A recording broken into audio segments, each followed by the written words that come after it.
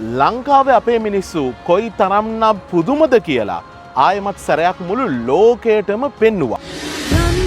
මලක් ලෙස දෙව් බඹුන් දෝතින් පිදුමේ පිම්බීමේ සුලිකුණාටු එනව යනව වුණාට දිට්ව ඇවිල්ල නිකම්ම ගියේ නැහැ.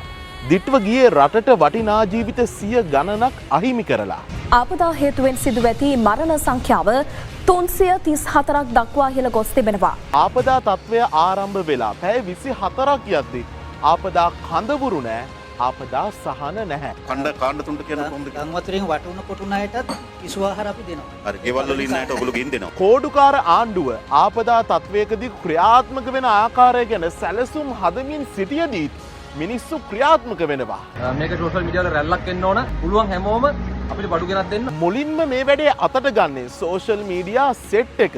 කන්ටෙන්ට් ක්‍රියේටර්ස්ලා, ඉන්ෆ්ලුවෙන්සර්ස්ලා සමාජය දැනුවත් කරන්න ගන්නවා. මුදවා ගැනීම කටයුතු වලට ඕන කරන බෝට් ලයිව් වීඩියෝ එකකින් මේ ඔක්කොම එකතු වුණා. වෙලාව රෑ 12 විනාඩි 15යි. තමයි වතුර තමයි ඒගොල්ලන්ට ගොඩක්ම අවශ්‍යතාවයක් තියෙන්නේ. ප්‍රධාන මාධ්‍ය ආයතන සියලු වෙළඳ දැන්වීම් නවත්වනවා. ටික වර්ෂාවත් සමග ඇති වී තිබෙන ආපදා තත්ත්වයන් සම්පූර්ණ ගුවන් කාලයම ජනතාව දැනුවත් කරන්න වෙන් කරන අනුවර නුවරඑළිය ඇතුළු ප්‍රදේශ කිහිපයකට දිට්වා සුලිකුණාටුවේ බලපෑම මේ වැඩේ වැඩිම බරක් කරට ගත්තේ අපේ වීරෝදාර රණවිරු. පරදු කොටගෙන අපව රකිනා හදවතේ විරුවෝ රටට ණය නැති රටම ණය ගැතිලක් මවගේ දරු. ලංකාව ලෝක සිතියමේ පුංචි තිතක් වුණාට අපි තිතක් විතරක්ම නෙවෙයි විශ්වයක් කියලා අපි ආයමත් සැරයක් මුළු ලෝකයකටම